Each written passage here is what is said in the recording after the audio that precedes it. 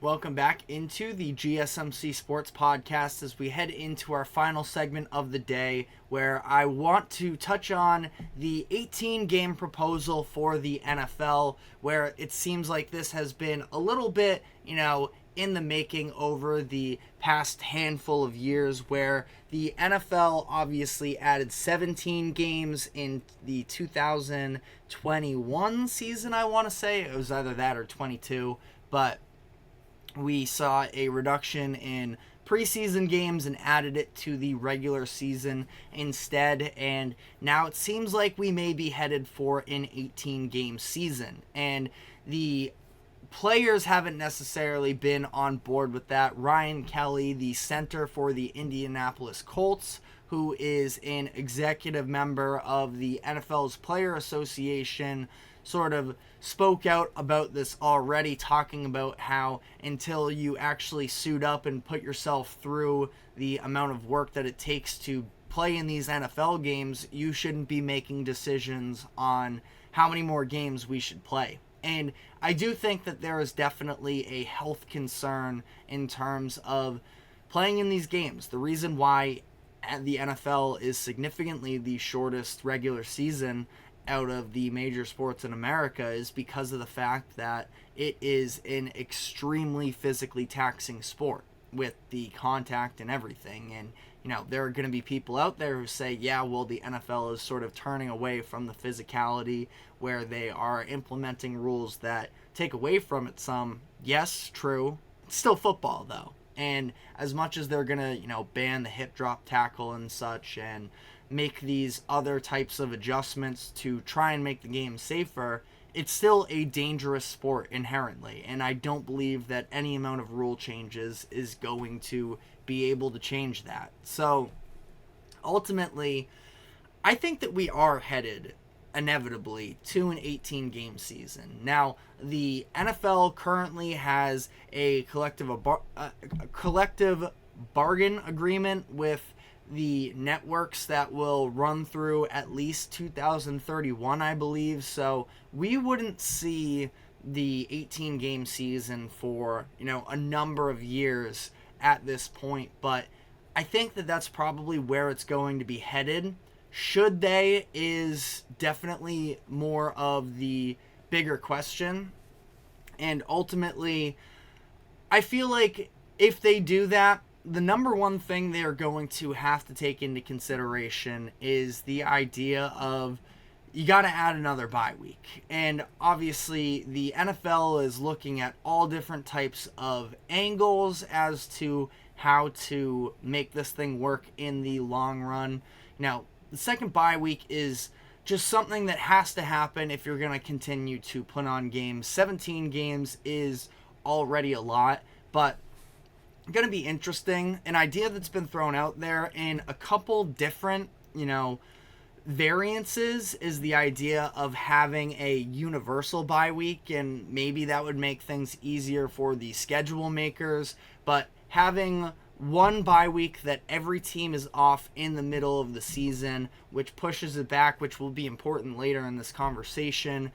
Joe Burrow, I believe it was, tossed out an idea about having some sort of all-star festivities, having an all-star break like they do in the other leagues that, let's face it, nobody cares about the Pro Bowls, the Pro Bowl games nowadays, and they are trying to do everything that they can to, make it something. But at the same time, at the end of the year, right before the Super Bowl, nobody cares. The stakes go from being so high in the conference championships and the Super Bowl, and in between you throw in a flag football game, and I don't know if they still do the kickers playing tic-tac-toe or whatever it is, but again, all of these, skills challenges, which can be fun, but at that point in the season, it's just not something people care about. I don't know if people are going to care about it in the middle of the year, but at least while it's, still the middle of the football season, everybody is sort of in that mode still. It wouldn't be the worst thing in the world to throw in some type of game. As Eric Rodriguez says, every team off at the same time would be crazy in terms of television revenue.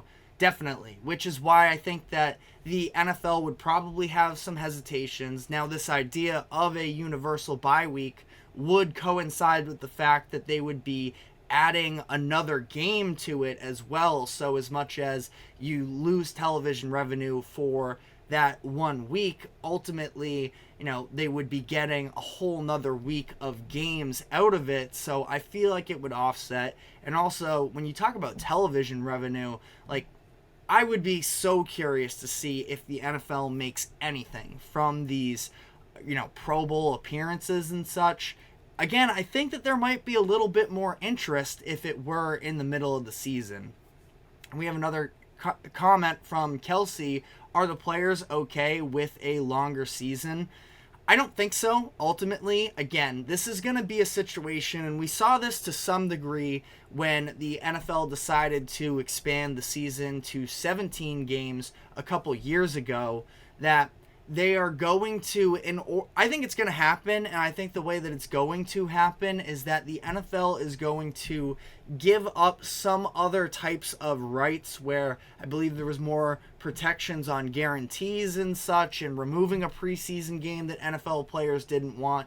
They are going to, when this whole negotiation process goes down, that's going to be the piece of leverage that the players have. We don't want to play another game. Exactly. It's having more money incentivized into these players. Maybe a higher percentage of the league revenue goes towards the players. That is sort of the bargaining chip that the players are going to say, we don't want to put our bodies on the line for yet another game when it's already such a violent sport, that they are going to hold on to that, and the NFL is going to give the players something. Now, what that something is specifically, we will probably, again, because this is a little bit of a long-term deal, talking about it wouldn't take place until 2031. So this is going to be something that the Players Association is going to be sitting on, brainstorming over the next handful of years to try and make sure that they can at least, again, NFL has ultimately the majority of the power in these types of situations, but the players still have some sort of bargaining chips that they can throw out there, so I'm sure they will get something out of it in addition. But this would also probably mean taking away another preseason game, which is interesting because ultimately it sounds like the majority of, elite football players don't care about the preseason whatsoever, don't like the preseason whatsoever. But it is also an opportunity for some of these recent draft picks and such to get to try and showcase themselves on a bigger stage. Now, you have all of training camp as well, but at least from a national perspective, it provides a little bit more of a platform for some of these guys that go undrafted or are late round picks and can't necessarily find their way into a 53-man roster. And that would be another thing, I think, as well, is sort of if you are going to go to the 18-game schedule, that maybe the NFL adds a couple extra roster spots as well to allow a little bit more flexibility for coaches, for players dealing with injuries, that they can throw out different looks, which I feel like would have to sort of coincide with whatever type of an 18-game schedule deal comes out. As Eric asks, are the players more likely to get injured with more games, or would it be better for them with multiple bye weeks with an extended depth chart? And I think Eric also says, slow down on cutting down on the preseason talks, because that's where the Giants win. That's where their Super Bowl season is. The Ravens, too. The Ravens, I believe, up until last year, had something, 4 straight preseasons where they were undefeated. So there's some love for the preseason out there, obviously. But again, I don't think that, the star players necessarily care at all. And probably the people that sort of push the weight in terms of the NFL's Players Association, but maybe, these other people also consider a league-wide what is important for the little guys, you could say, in the league as well.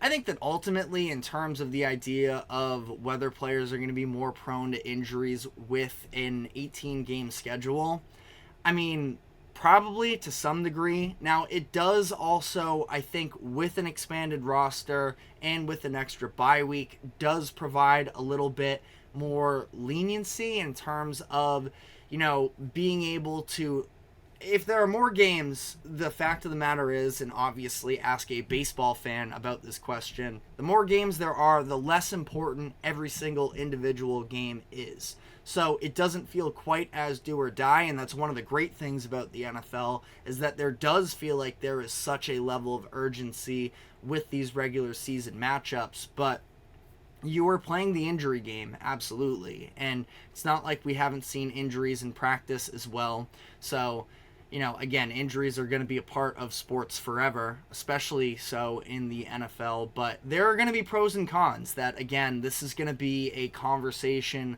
weighed through a number of years. But one thing that sort of selfishly here for myself, but I feel like in general here football fans can get behind, is this idea of sort of adding another bye week in between the middle of the season and adding another regular season game on the end, is that this proposal would lead to the Super Bowl taking place the Sunday of President's Day weekend, the third weekend of February, meaning that Monday would be a holiday for the majority of Americans, and a lot of people are going to get that day off, which is something that I've always said Super Bowl Monday should just be a holiday, by law to give people that. But at the same time, it is something that legitimately the NFL can probably benefit even more so from making this happen, because, the people that are worrying about work on the next day isn't going to be as much of an issue. So it is a little bit of an interesting factor in there as well. But again, going to be a long time before we figure out all of the final details surrounding this. And it should be, something that's going to be definitely heavily debated as well. Ultimately, I kind of feel like it's inevitable that the NFL is going to expand this. But what are the players going to ask for in this type of a settlement as well? But that is all the time we have for today. Thank you very much for tuning into the GSMC Sports Podcast. Thank you to the GSMC Sports Network to allow us to host this show. Definitely be sure to check out the podcasts and shows of both of Jeremy, Sam, and Garrison, who joined me for the first half of this. Sam is on right after me, so if you stick around in about 15 minutes or so, Sam will be going live with the latest headlines in baseball. But that is all we have for today. Be sure to like, follow, subscribe. Be sure to keep up with us on social media as well for more exclusive short content. And we will be back tomorrow afternoon, same time, 2 o'clock p.m. Eastern. And we will see you then. Take care.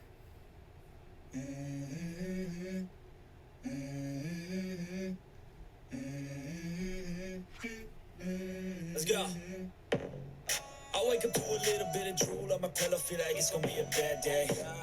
Yeah, I'm tired of shit, and the coffee ain't hit yet. Damn, ain't that great. I don't wanna go.